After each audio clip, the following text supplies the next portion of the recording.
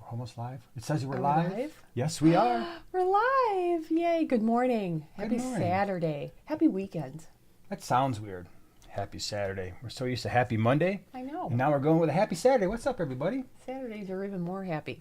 I suppose they are. I cannot get used to sitting on this side of the table. I just I want know, you this to know is weird. that. I don't know why I do this because I'm still got all the controls in front of me. It's just mental. It's just mental. All right, yeah, it's your show. To know So, we're talking tiny, not large. Tiny plants, tanks, fish. oh my gosh, apparently Oh, see, it's that chair. it's the chair. I left the sound on here. Oops, sorry. So welcome. Glad you're here. We wanted to do this. Like I said, we're gonna try to do these Saturday morning streams a little bit more often because some people, they can't make the Wednesday evening lives because of time or commitments or work or family or whatever.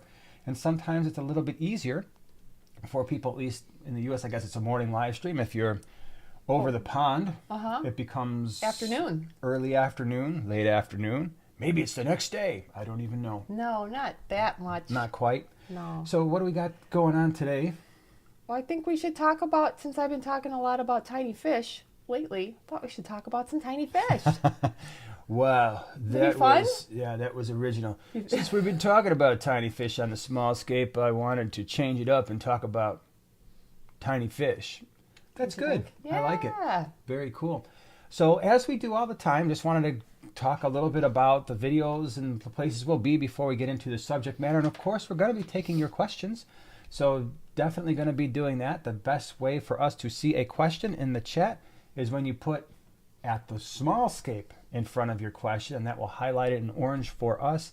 So this week I did on Primetime Aquatics on Monday was part 4 of the fish room tour, I believe. That was probably one of my favorite parts that we've had yet. I haven't watched it yet. Yeah, well, my bad. You need to because I know. almost all those tanks you scaped. So Ugh. you Well, need then to I get won't on watch it. that. Oh my gosh, you see what kind of abuse I take here? No, that's my abuse. Yeah. I self-abuse myself. I self-abuse myself. And then Wednesday on the small scape, this channel, you did, what did you do? Fish color? Something? I did. Yeah, three fabulous colored fish. Yeah. And of Tiny. course, we had the live stream. And then yesterday on Primetime Aquatics, I did the Pearl Gourami species profile. I've been wanting to do that for a while. That Pearl Gourami tank, that 55 gallon that I showed, we've had that thing up and running like that for a while and hadn't had a chance to show it off until Fish Room Tour Part 4 and the Pearl Gourami species profile. So really like that tank. And then today we're doing the live stream. Next week you got, I'm sure, some cool stuff coming up. We've got a lot of things going on. Swap tomorrow. For those of you who are in the Midwest, we are going to be at the Green Water Aquarist Society. Yes. It's a mouthful. I think it's greenwateraquaristsociety.org. Yeah, a greenhouse. There's another green. Yeah. So we're going to be at the swap. It's from 10 to 1. It's a really great place if you're able to make it. It's in Joliet, Illinois. And there's going to be all kinds of cool stuff there. Plus, it's the only swap in the area that's running right now in the summer because usually they shut down sometime around May and don't start up until September. And this is the last one until September because they're not having one next month. So if you're in the area, it's worth checking out. If you're in the area and want to see what we're bringing, primetimeaquatics.com. We have the fish available for pre-order. So that's all the things that are going on. Oh, Aquashella, of course. Yeah, that's coming up. Around the corner. Yeah, we're actually starting to think through, okay, got to get the videos ready while we're gone because we're actually going to be gone for a while. In fact, we're just talking, we may, on Primetime Aquatics, we may miss not one but 2 live streams based on the way our schedule is working. And because we drive, we don't fly.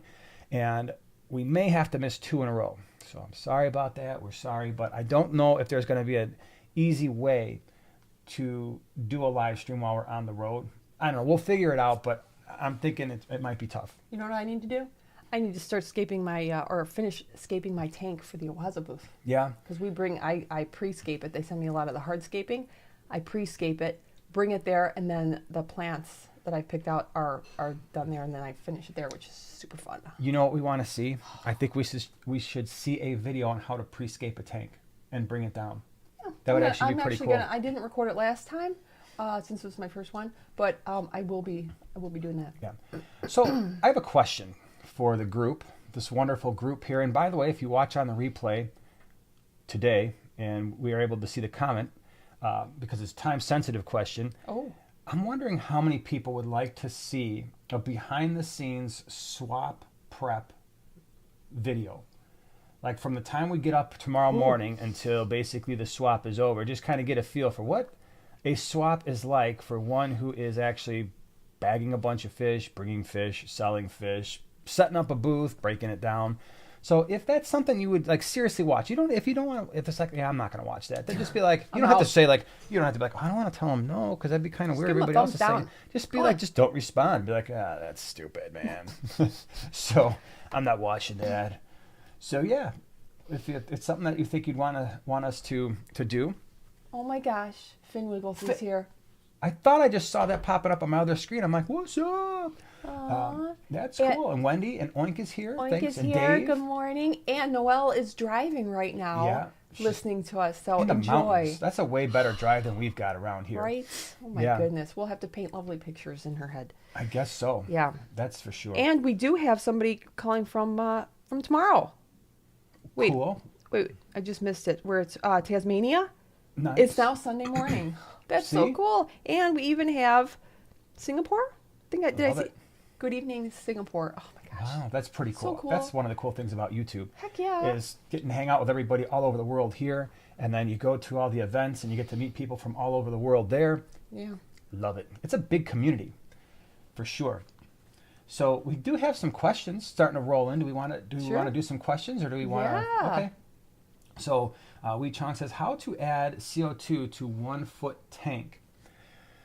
All right, so I think we need to preface that by we don't run CO2.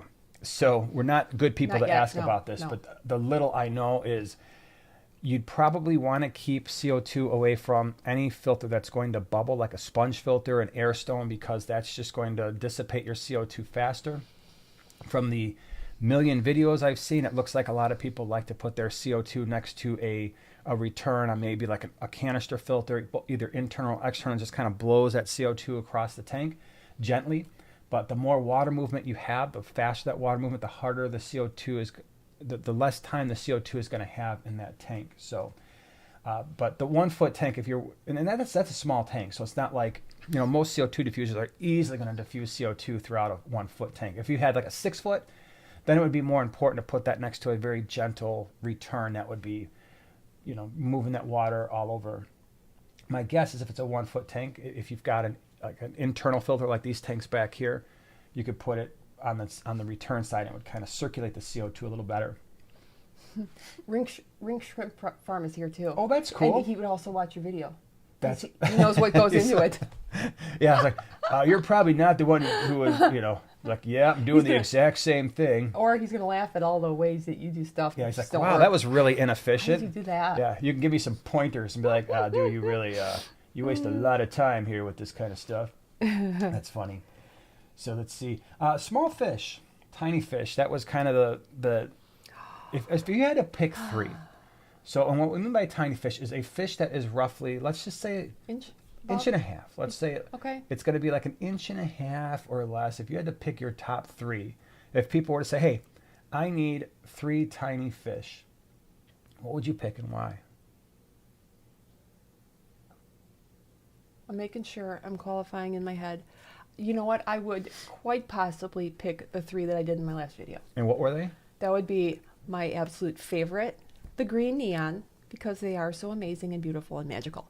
And then I could not pick anything other than the chili raspberry. That would be second, because it is very tiny but very, very red. It's redder than the other 2 that are very similar, and then of course other ones that are. But for the third one, it might be the Heterania formosa, just because I don't have the Patocyprus progenica. If I did, then that would probably like bump it up, because it's like the #1 smallest fish in the world. Or the Emsil Tetra. So between So I said 3 and you give me 4. All right. I don't She do well cheated. with, like, Can we all just agree parameters. that it was a cheat? Yeah. I think if I had to pick 3, the green kubatai, would definitely be up there. I love that would the be in my fact top 5. there's not a lot of fish out there that truly look green, right? Without looking like muddy tannish green, right? It's fairly unusual that you get a really bright green, like, wow, this thing is popping. Even the green neon, I It's don't not find really it to green. be green. It's mostly more blue. turquoise, blue, or purple. Yeah, it's like a lighter bluish green than it is a standard blue. But the green kubatai has got to be up there. I love that fish. It stays small. They're really peaceful. I love their activity level.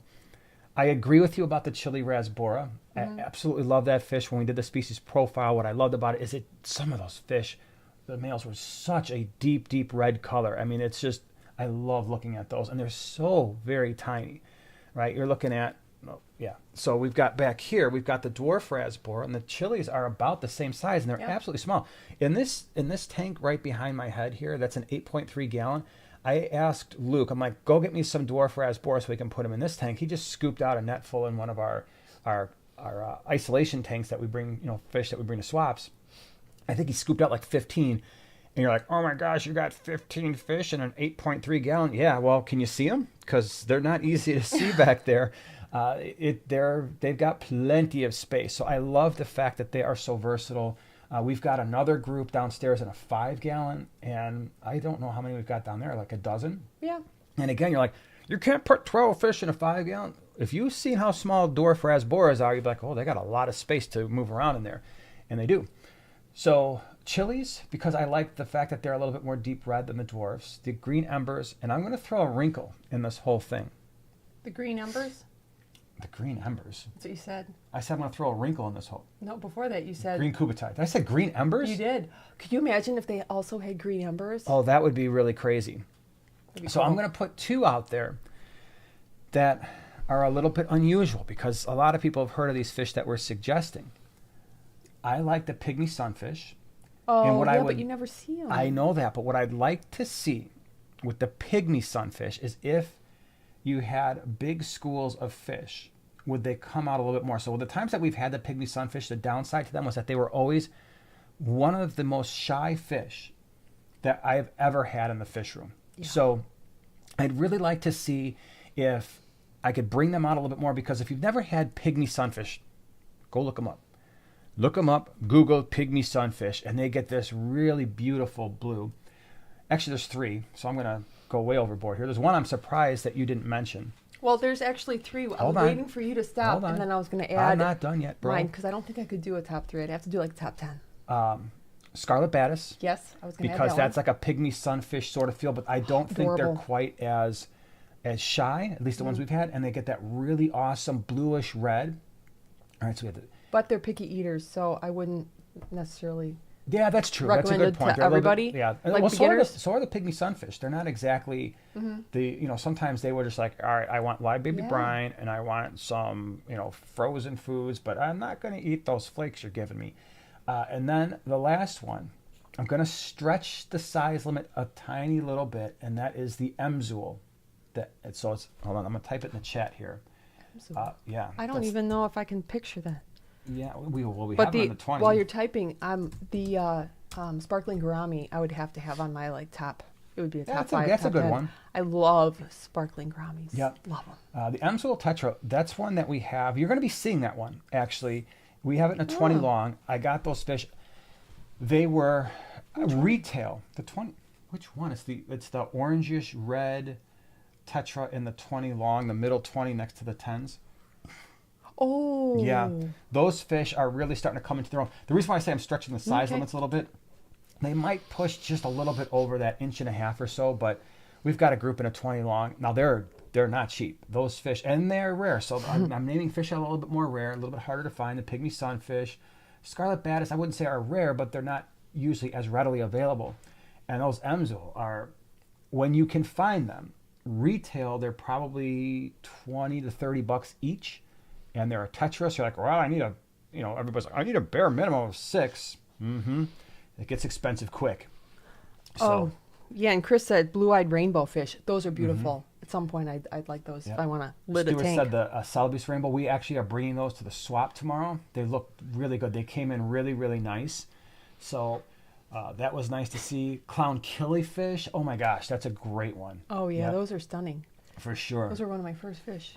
Those were some of the first fish you ever had that jumped out of the tank like within 2 days because we left a little tiny opening in the back of a 10-gallon and they found it. Yeah, they They found were it.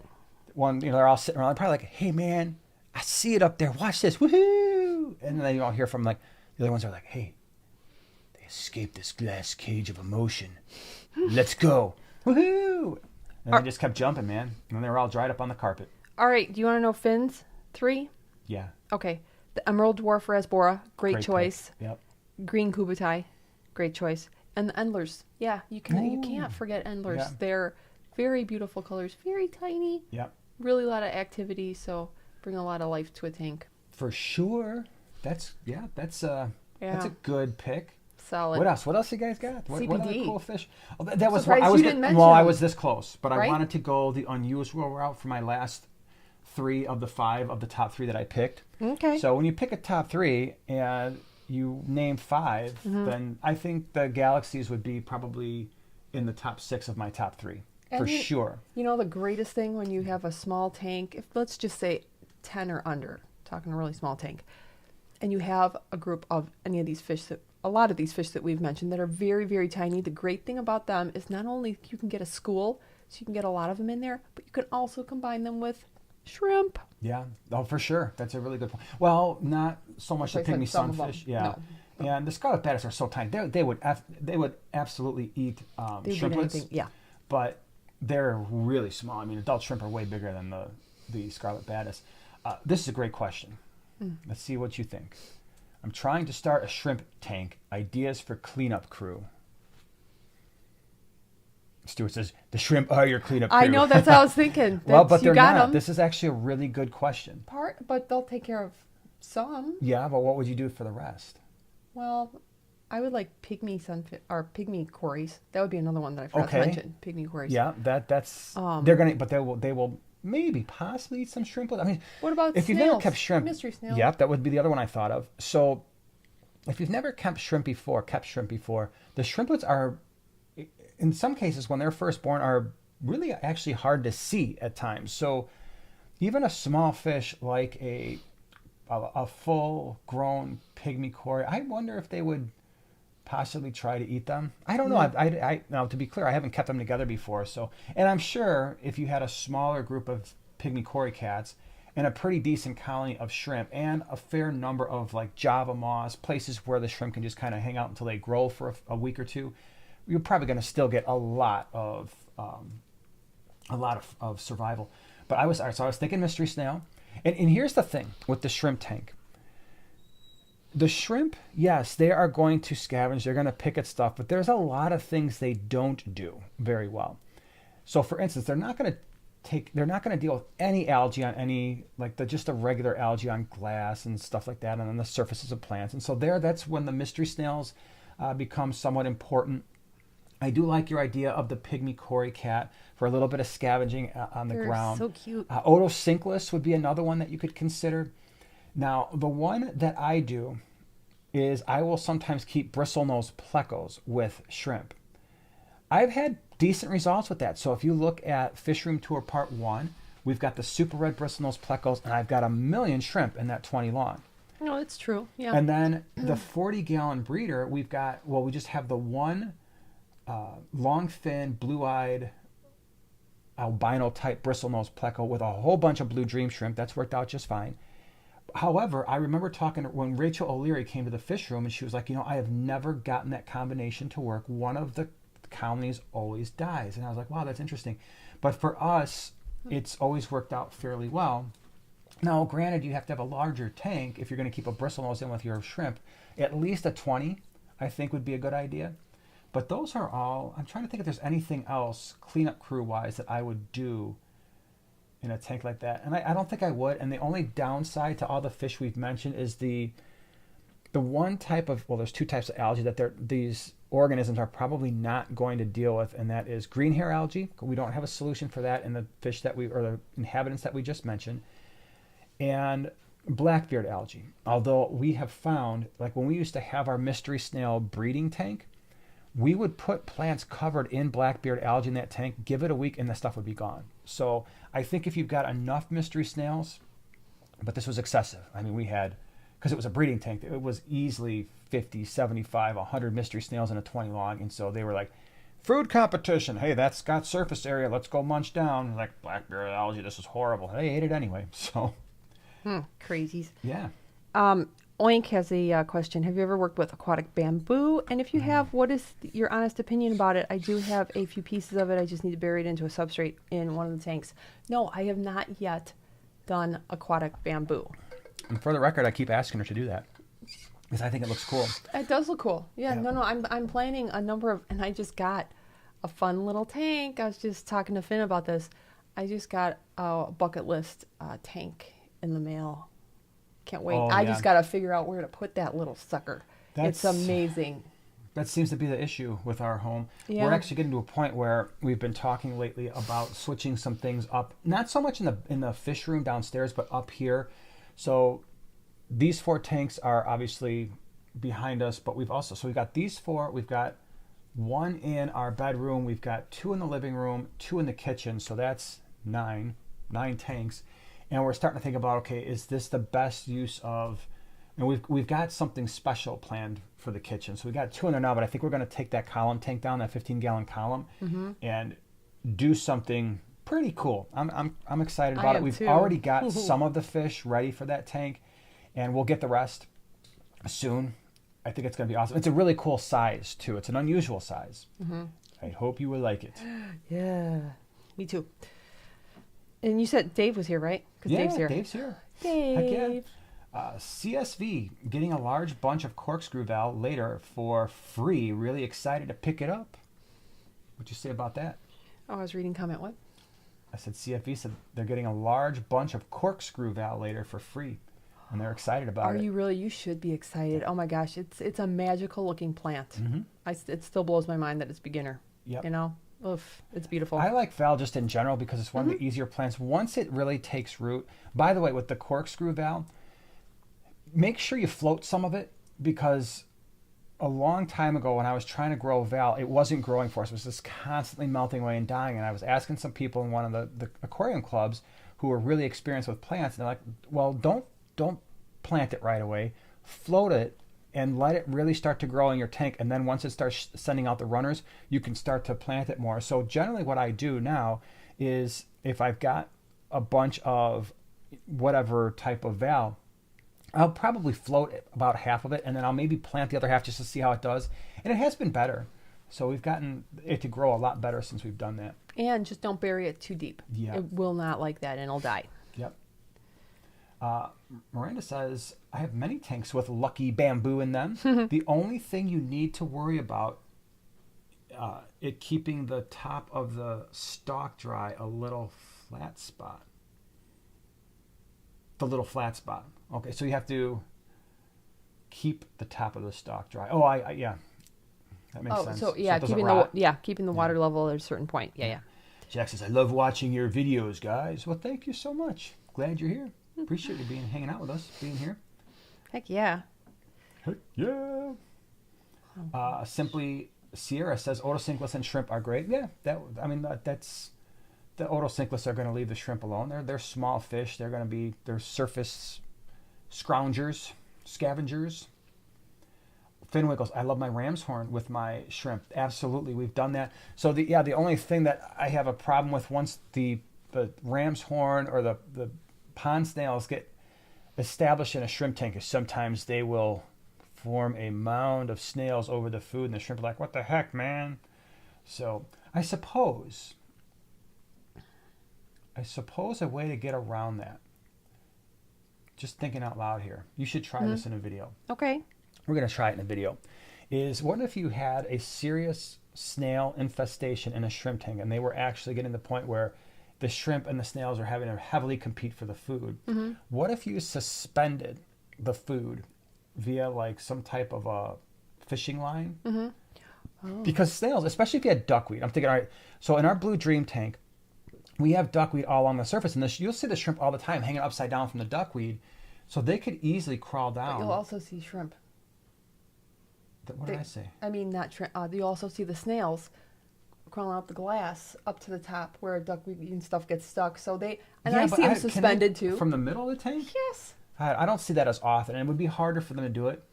So I would do, 'cause still that's like where to see. I get a lot I'd of. like to see like hanging shrimp food. I That don't know, would be something fun. from a fishing line from the center of the tank, right, like From just like a little floating, bobber. and see if the shrimp find it efficiently, and see what the snails do. That's your video. That would be fun. What do you That would say, be like everybody? Should that be a 8th grade video for Saturday? Science experiment. You That's know, right. my sister and I were talking the other day, just a couple days ago, how disappointed in ourselves we were for the science experiments that we did in 8th grade. I'm like, why? What did you do? I know what I did. She did which paper towel brand was more absorbent. I'm like, oh, way to nail that one. And then I did Coke versus Pepsi. But these days we would have been doing like crazy stuff. Yeah. You know? So was Bounty really the quicker picker-upper? I don't know. I should ask her if she remembers. You know, I think that's important information, especially when we're in fish keeping. How much water do we spill? So you give us this nugget. Tell us all about this research that was done 40 years ago and, well, maybe 50 years ago. But she didn't catch that one. I'll see if she can find her papers. Yeah, you got to find the original research and go back in there and publish it in the Aquarium Journal of Not Science. Stuart wants to know, Oto's in a 5? Probably not. Pushing it, right? Not so much because of the size or even the activity level. It's just because the numbers of Otos that, generally speaking, are ideal.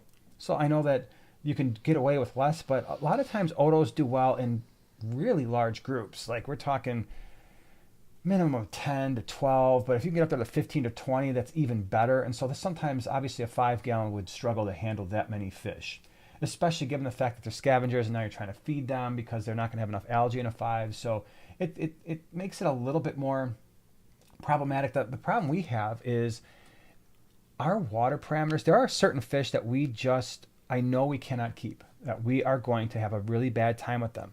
Cardinal tetras, otocinclus, even standard neons. Yeah. They don't do well with our water because our water is a pH of 8 to 8.2. General hardness and carbonate hardness are like around a 10. However, we can keep green neons with no problems. The black neons are like probably the most hardy neon type that we have in our fish room, at least historically.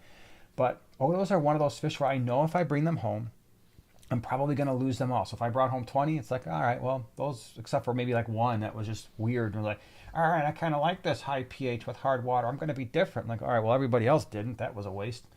So, yeah. Kevin said, green neons be okay ditherfish for an Apisto tank in a 20 long? What do you think? Do you like the green neons and the Apistos together in a 20? I would think so. Oh my gosh, that's no good. And I was just telling myself, pardon me, we can't have our backdrop go completely off. Now it's nighttime. Yeah, there we go. Now it's daytime. Ugh. So. Yeah. Ow, sorry. That would be, Mike. that would be pretty amazing. Yeah. Don't you think? Definitely. I think a pistogramma, you get a pair in a 20 long, and then you get, I don't know, a dozen green neons. That could be a really cool combination. That's definitely something I would do. Sure. You know what? If that light going off in the background is the worst thing that happens to us in this live stream, for those of you who watched my gosh. or were with us Wednesday, we were actually really nervous. I'm like, I hope this internet thing is going to hold up today. We cannot have 2 live streams in a row that are an abject disaster. And so far, it's, at least in terms of, my bottle's in the way? Yeah, it was like right here. I was like making me claustrophobic. Yeah, so far, at least the internet has been in our favor. Yes, the internet speed is in our favor. So. Oh, here. Happy days. Are there any nano fish that will breed in a 20-gallon community tank just for fun and not for profit that are not guppies or endlers? Currently have embers and shrimp in that tank. I was just going to say endlers, guppies.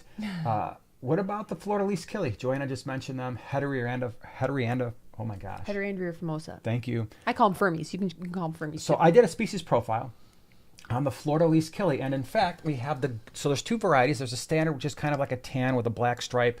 And I don't know why our colors are so off. Maybe it's because it's daytime. Oh yeah, the tanks look horrible. They look gray. Yeah, they look horrible. Usually they don't look this bad. So this tank right here has got, this one has got some golden least killifish. They're very small, live bears, really awesome. What else? 20? Is that what we're saying? Mm-hmm. Rice fish are really cool because the rice fish, the eggs actually connect to the bottom of the female, and you can see them. She's swimming around with these things. That would be an idea. White clouds, I think, are fairly easy to breed. I'm trying to think of fish where you're not going to have to spend a ton of time making sure the fry survive, right? So it's like a lot of the tetras will certainly breed in a 20, but do you really want to go through all that work trying to get the fish to breed the fry?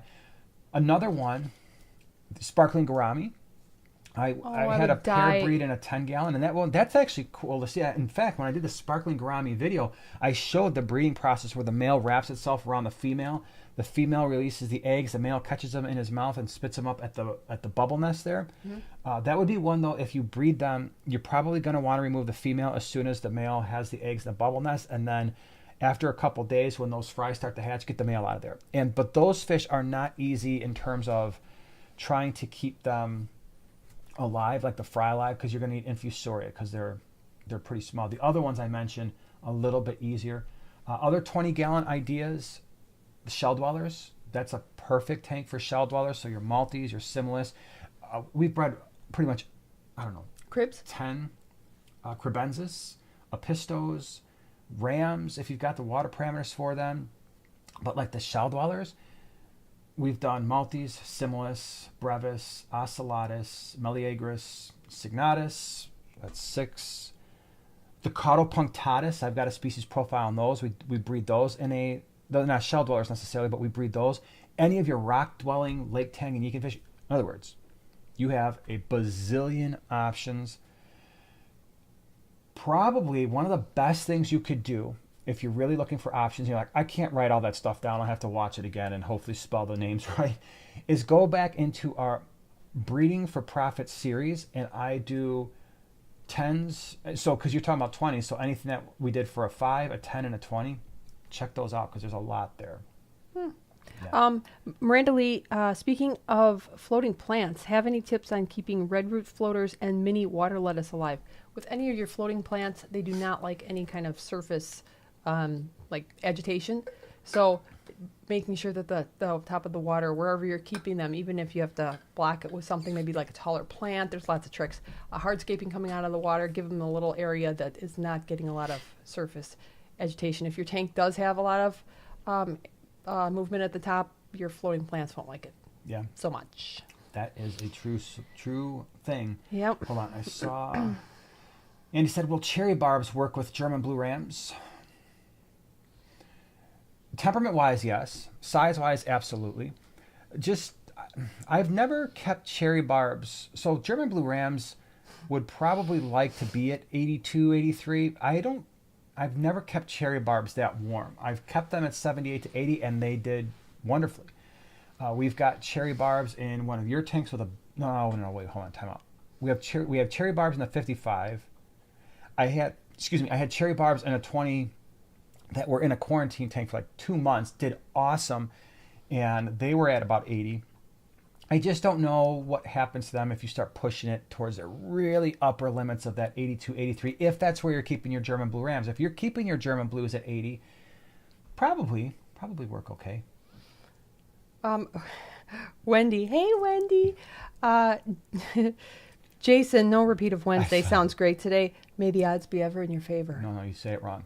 And may the odds be ever in your favor. I say that to my students before they take a test. I always tell them, may the force be with you, and may the odds be ever in your favor. Yes, Matthew covered may the force be with you. Good. I am glad we have people here who have exceptional taste in movies.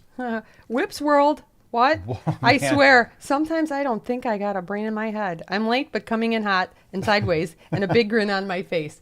Are you going to the swap tomorrow, Whip? Are you going to make the swap extra cool? It means you got to wake up 2 days in a row, like somewhat early. But maybe you're a morning person. You're like, well, yeah, I've been up since 5, man. That's not a problem for me.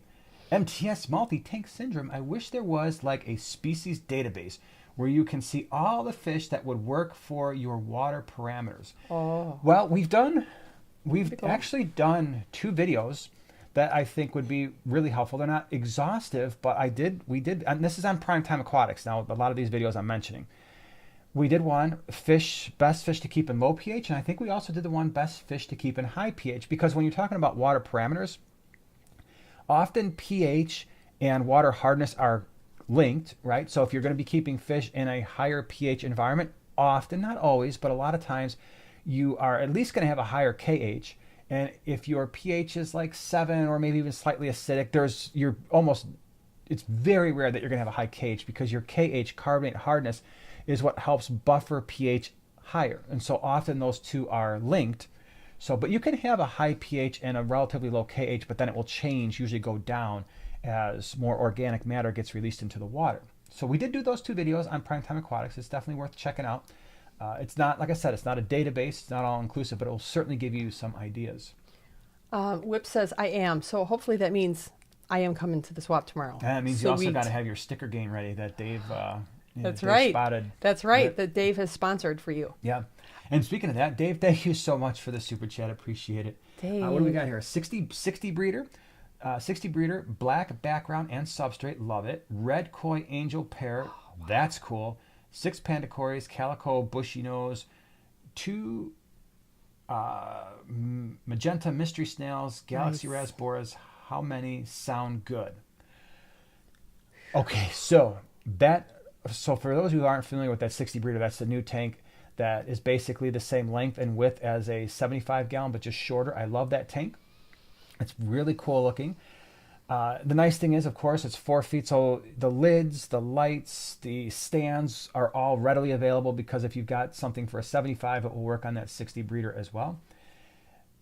In terms of stocking, I like everything there. The one thing I think you may have a problem with is at some point you're going to have to choose between the angelfish and the galaxy rasboras, because there's a chance, and especially if the galaxy rasboras are on the smaller side and the koi angels the koi angels grow pretty fast, I wonder if every once in a while they're going to try to take advantage of a small snack.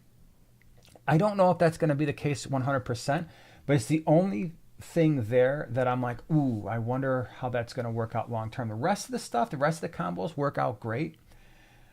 If you are more attached to the galaxy rasboras and like, I don't want to take the chance, I really want the galaxy rasboras, however, you could maybe back off the koi angels and do something that's going to stay smaller, and therefore you're probably looking at maybe something like even the rams. The German blues stay smaller than the Bolivians, so that might be okay with the galaxies, but you're still, they're pretty small. And I know, like, when they get full grown, the galaxies, like, yeah, they might be out of the danger zone, especially with something like an apistogramma. But I don't know. But then, of course, with the rams and the apistos, I wonder if they're going to want to mess with the snails a little bit. So here's what I might do. If you really attach to the koi angels, I would stay with those and maybe find a fish that's going to be a little bit larger, so that the rasbora side of things, maybe do green kubatai or brilliant green rasboras or the pork chop rasboras, or go with maybe a smaller tetra, or even maybe some of the these small rainbows that we're talking about, like the Celebes rainbow, the threadfin rainbow. That could be cool too. Yeah. Matthew wants to know, can I put Buse in my 1 gallon from you guys? No CO2 and highlight, but with ferts. Yes, in the 1 gallon tank, Buse would be perfect. So would A&P, Anubias Nana Petite. Very, very small. You may consider putting something that's going to grow a little bit faster than that, so you don't have kind of an offset. I don't even add much fertilizer in these tiny tanks that I'm just putting plants, like slow growing plants in. So I would definitely start out on the lower side for any kind of fertilizer. Otherwise, you're gonna get some nice algae growing, which is always fun. So, all right, hold on. I had one here. Noel said, that would be a great idea for a video. Tips on separating off floating plants in a tank surface. So how do you establish that? That is actually a really good idea. That's probably something you should do. Is, okay, well, you want floating plants. You've got a filter that pushes a little bit of water. How do we isolate that so you can at least have some? Because obviously one of the advantages is it reduces light in part of your tank, which for the Primetime Aquatics members, we talked about this week how sometimes reducing light can make shy fish a little bit more secure. And I use the example of the tannins that we have going on in our 150 after you added those big pieces of driftwood. Clown loaches are out more now. The leaf tinnipooma is out more right now. So floating plants, not only are they cool because they look cool, but they do reduce the light in the areas that the floating plants are growing. And you're also going to get the removal of the nitrate. So that would be pretty awesome. Yeah. So let's see. That's a true story. So here, Simply Sierra, can I put 2 honey gourami in a 10-gallon? Yeah, probably. Okay. Let's see. Whip says, I got a tragic story to share and involves replacing fish due to stupidity. Uh-oh. I've been there before, Oh, so geez. trust me. I know what it's like to be like, wow, that was an unfortunate situation that I caused. So, yep. I'm sorry that happened. Oh, this is regarding the Chris says, lately the volume or output is poor, making your awesome live feeds unwatchable. It's easier for everyone to turn down the volume. Yeah, and see, I don't know. So a lot of people, so I would be curious to hear from the people that are currently here. There's 105 of you. And obviously I don't need all 105 to be like, yeah, this is horrible or this is great. Can you let me know on your end? Because Chris, you're not the first person that said that. But at the same time, when I tried to turn everything up, and maybe it's just something where I'm going to have to do some more tests. But when I tried to turn everything up a few live streams ago, people said now we were starting to get a little bit of an echo because her mic and my mic were starting to cross-mogenate, and it wasn't working the best. But I've got volumes turned up fairly high. Let me see. Hold on. I'm gonna dial this up a little bit. If we get a ton of echo or anything changes, let me know. But I just turned it up a little bit, and let me know if even this is slightly better. Because yeah, I mean, it sucks when you got your phone or your thing all the way up and it's like I can't do anything more than I'm doing right now. Most of the comments say it's okay. Let's see, even Simply Sierra wears earbuds. Volume sounds good. Sounds Okay. fine. Sounds good. Tracy says she turns hers up. Sound is great. Works perfectly. Sounds good. Volume is great. That's pretty Okay, hard hold on getting. now. But now I'm starting to see people. Oh, that sounds better. So, and then Chris said, thanks for the reply. For me, that's way better. Okay, so, and I didn't turn it up much. So I wonder if maybe. Can you tell like at the volume level? Well, like yeah, it's I mean, I can see, I can't, there's not a number associated with It's it. just where the. But now let me see something real fast as we go through. So check 1, 2, check. Yeah, see, now I'm almost starting to go into the red here. But you talk quieter, which is. I do. Trust me, when I'm editing like our regular videos, Yeah, it's that hard is for him. not a fun situation because she's naturally got a voice that she doesn't. And we'll stop. I edit my own videos sometimes, and I'm like, oh my gosh, where'd you get her from? So Deborah's like, I actually turned it down after you raised it. Oh, isn't that funny? Craig says, when- I can hear you perfectly. Phone volume all the way up. Yeah, so that's what I want to try to avoid is when people have to crank their phone all the way up. And then what's really annoying, especially if you're on the playback, and I hear you, I get this because I'm a YouTube consumer of content too, is what gets really annoying is if the volume is very low on a live stream or a video, and then the commercial pops in, and you're like, wow, this is, there's a really big disconnect here. That I hate. I really do. So I get it. Okay. So hopefully that helped a little bit, and we'll just keep it there. And if you start to hear any crackling, popping, anything like that, just let us know, and we'll try to adjust it. But yeah, you're not the first person that said that. We appreciate that feedback. So that's not rude. That's not, we don't get offended by that. The way that our channel improves. So I'll give you an example. I give this example because sometimes I'll talk to newer YouTubers and they'll ask me advice and stuff. And one of the things I always say is listen to your viewers. Listen to the people who enjoy your content. I remember for Primetime Aquatics, very early on, I think I had only been doing videos maybe a few months. And I was doing a lot of the science content because I thought that was really important to have science content out there backed by science. And I remember somebody commenting, and they weren't mean about it. They just simply said, hey, listen, I really love your channel. I really love your fish. However, there's can we see more of the fish? I.e., can we see less of you talking to me and more of the fish you're talking about? And I was a new YouTuber. I didn't really understand all the ins and outs, and I didn't understand how to make videos. I'm still got a lot to learn, a lot. But that really I don't know what it was about that one comment, but it really resonated with me. And from that point forward, I'm like, gosh, you know what? We are talking about fish. We're talking about all these things, and they're right. It would be nice to see more of the fish and less of me. And so I made that change. And so it's stuff like that. When you hear people that have a comment and it's constructed in a way that is designed to be helpful and not just be like, hey man, you're an idiot. And I was like, well, I can't, I know, but I don't, can you give me like a pointer here? Like, you're an idiot. Here's how to be less of one in my opinion. And then I can either take that opinion and be like, no, I enjoy being the idiot that I am. Thank you. So embrace it. Ladyfish, thank you so much for the super chat. Morning, y'all. On vacation in South Louisiana. That sounds fun. I bet it's warm there. I bet it is. I have harvested some frogbit. Any idea how to make sure it's safe to use in my aquarium?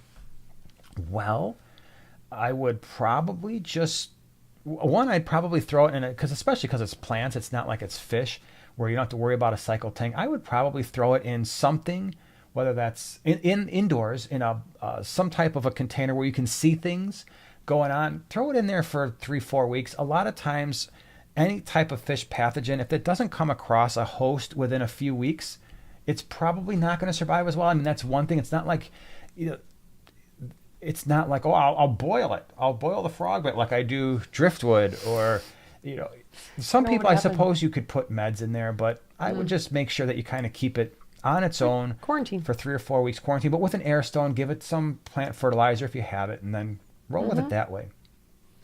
Can I go? Yeah, of course. Right. It's your live stream. Sweet. Kakoi Co.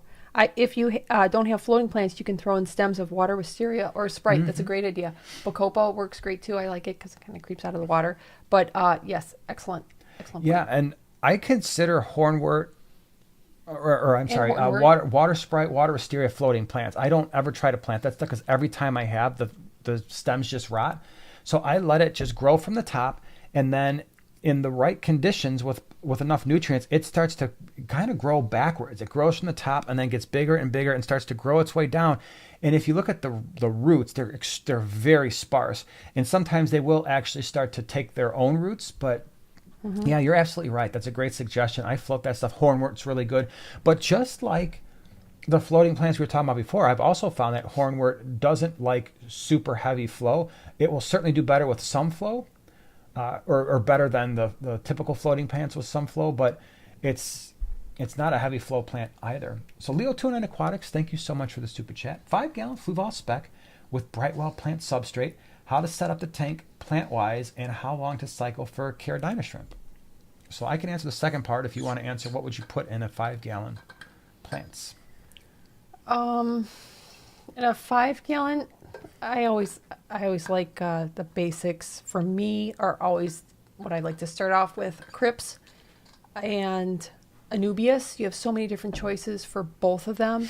As a matter of fact, for my escape tank for the Awaza booth, I have a hard time going away from Crips because there are so many different really cool kinds. So if you're ever bored one day, Google the different kinds. And let's see, in a 5-gallon, what else would I put?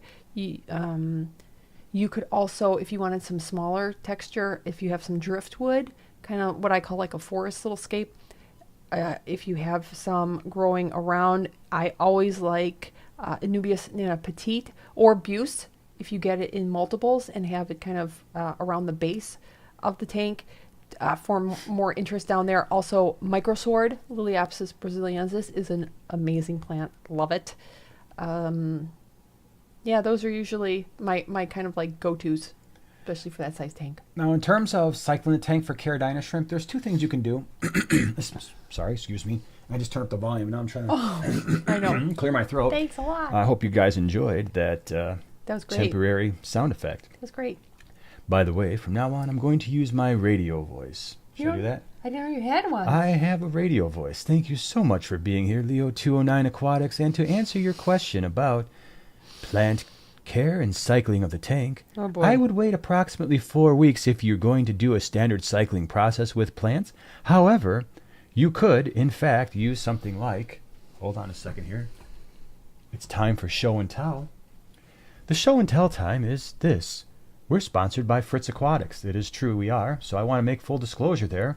But Fritzzyme 7, it's a wonderful product. It has live nitrifying bacteria, which means you can add your shrimp right away, add your Fritzzyme 7, and most likely avoid the ammonia and nitrite spikes that one normally gets when they are starting a new aquarium. Thank you so much for watching. So anyway... Well done. Yeah, thank you. Thank you very much. Thanks for stopping. I hope you enjoyed that. I'll be here all week. Anyway, yeah, so with plants, once they're really starting to grow and starting to thrive, especially if you add any floating plants, chances are if you add a half a dozen Caridina shrimp, you're probably going to be okay. But the Fritzzyme 7, especially with shrimp, is going to be a very good option for you. So that's probably how I would roll. And then you don't have to worry about it. Like I said, we've used that stuff. I mentioned this on Wednesday because it was one of the giveaway things that we did. And the Fritzzyme 7, we've used that dozens of times. Throw it in. Now, we don't stock tanks crazy heavy when we do that. So we'll put the Fritzzyme 7. If it was a 5-gallon, maybe we've added a betta and a mystery snail. If it was a 10-gallon, maybe we've added a few small fish and then wait a few weeks before we add anything more. So, yeah. MTS says, everyone has a radio voice if they try. Yeah, that's true. That's encouraging. That's definitely true. Yeah. Someday, I think it's going to be fun. Well, I mean, it's not going to be fun for me, but it'll be fun for you if I get a cold, because then I get straight up Darth Vader voice. And it's fun. It's really exciting for my students because I get to talk to them in Darth Vader voice. It's not fun for me because it doesn't feel good. And I don't feel good when I do it. But, yeah, it's going to be awesome. Chris says, I prefer your regular down-to-earthly voice. However, Joanna looks like she might really like your radio voice. Yeah, I don't know how long that would. Oh my gosh, Whip giveaway 47. Did I win? There's no giveaway today, and I don't know if 47 is ever going to be the number. Right. So that's Whip's favorite number. If you haven't, wow, that's a good figured point. that one out. Yeah, Whip's really Is that your lucky he's a number? 47 47 type of guy. Yeah, yeah. We'll have to get him a jersey someday with the number 47. Right. On it. 47. Yeah. Just another human person. That's a funny name. What would you recommend for lighting, heating, filtration, stocking, etc. for a 3-gallon bookshelf tank? Well, I can take some of those. What I would recommend for stocking for a 3-gallon, since I have one, is would be shrimp and or Hydrangea formosa. They're very tiny. They're both very, very small. And my beloved yellow shrimp are currently residing in that tank.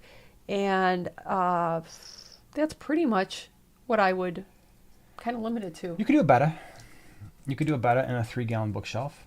Possibly. Yeah. Scarlet Batis, we've done that before. True. I think that was a 3.5, but that was perfectly fine. We did a pair. Mm-hmm. Yeah, I think that's about it. I think you did a pretty good job with that in terms of you're kind of limited, but it's still a fun tank. I mean, the Hydrangea formosa, you could easily put a pair, maybe a male and 2 or 3 females. They'll breed. The shrimp worked out really well, and they still work out well in that tank. 'Cause it's a long tank. I mean, for those of you who have never kept a 3 or 3.5 gallon bookshelf tank, that thing is as long as a 10-gallon. Obviously not nearly as tall or as wide, but you're getting that horizontal swimming space. And Hydrangea formosa are not active fish, which is neither are Scarlet Batis. So that's why we can recommend those. Endlers are small, but there's no way I would put Endlers in that tank because they're like pow, pow, pow, pow, pow, pow, pow. They're just bouncing back and forth, going nuts. Yeah. But for lighting, heating, filtration, they do have the little tiny Aquatop sponge filters. That's what we typically use. But hang on backs, I don't know where the smallest hang on back. The Forza, it's an Aquatop Forza 5 to 15. The only thing you have to worry about is I don't know if the intake tube will be slightly too long for that size tank. You might have to take a pair of PVC cutters and snip that and make it shorter. But yeah, I do like either the Aquatop mini sponge filters are really good. I mean, they're small. Lighting, I did do a video lighting, different lighting options. The one that I have currently on the tank, it works, but it does only reach, since the tank is long, it's clipped on one side, it does only reach half the tank. Which is a cool look. It is. It does allow kind of like a dark side on one side, but if you, depending on what kind of scape you're looking at, it may not suit your purposes. Heater, you really don't have options there. I mean, you do have options, but there's generally only one, and that is you do the same thing that we do when we have a very small tank that needs a heater. You go to Petco or PetSmart and you buy one of those nano heaters and hope that it lasts a few years. Ours have, but it's a non-adjustable one, so you're like, okay, I'm getting 77 degrees out of this thing, 76 to 78. That's it. It's not going to be great, but it will suffice. But there's not really something. And now you're like, oh, this is the best one. Maybe some of you have had a better experience with other types, but and we haven't had a bad experience with those heaters, but we also know what they are. We know that we're paying $15 to $20 for a heater that's most likely going to last you a few years. And what you hope for is that the heater doesn't get stuck on someday, and that it just, if it goes off and the tank cools a little bit, because that's a little bit easier to deal with than, oh my gosh, the heater got stuck on 90 and everything died within an hour. Finn says the Magnum 60 is a great tiny hang-on back for good. nanos. Okay, cool. I haven't used that one. I'll have to check it out. Yeah. So you said Nano 60, huh? Magnum 60, sorry, which is Magnum kind of 60. funny. Magnum 60 for a tiny. Yeah. I'm writing that sucker down. It's a great one. It's 60 gallons per hour. 3.5 gallons, got no water in it after 15 minutes. Like, what happened, man? Yeah. Well, we're going to answer a couple more because we actually have to end this thing at 10 because we have children that need to get places.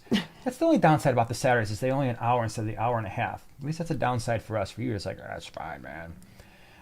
This is a good question. Tips for keeping algae off of Anubias plants. They always seem to get it first. Absolutely true. They sure do. Light's too strong for me. Yeah, that can be. Or on too long. On too long. So if you've got an adjustable light, turn the intensity down a little bit because Anubias are very low light plants. I mean, you'd be surprised. As an example, we have the Zen Aqua build that you did. Mm-hmm. If you go back and look at that Zen Aqua cylinder tank, truth be told, we don't turn that light on hardly at all. We just don't. Yeah, it gets kind of like natural ambient light. And from the light, are you kidding me? That's a clue that we have to end the live stream. The smoke detector beeping thing is happening. That wasn't, so to be clear, that was our smoke detector. We shouldn't have said anything because how many of you, I don't know if you heard the smoke detector thing just go off. I've heard that when I've been on a call with like insurance or something. And you're like, oh man, which one is it? That was ours. Yours are fine. So anyway, the Anubias, it's basically just getting room light and it's been fine. Now I'm not saying that will always be the case, but so with the algae issue, like you said, lights on too long. So maybe they're pushing 10, 12 hours a day. That's probably too much intensity. Mm-hmm. It's gonna be annoying. I'm gonna have to fix that in about 3 minutes here. Yeah, or you could add floating plants. Floating plants, also, depending on the size of your tank, you've got the mystery snails, you've got Otocinclus. If it's a larger tank, Bristlenose Plecos. Again, we used to take Anubias from tanks where it was getting really covered, chuck them in our mystery snail tank, and they would have it cleared. Now, there was a lot of them, but they would have it cleared within a couple of days. So that's certainly an option. Then you can just go in there with your fingers. Anubias usually have very thick leaves. You just kind of rub it off with your thumb. Or a very soft, bristled like toothbrush, but a really soft one, and kind of scrape it off. I know it's kind of a pain.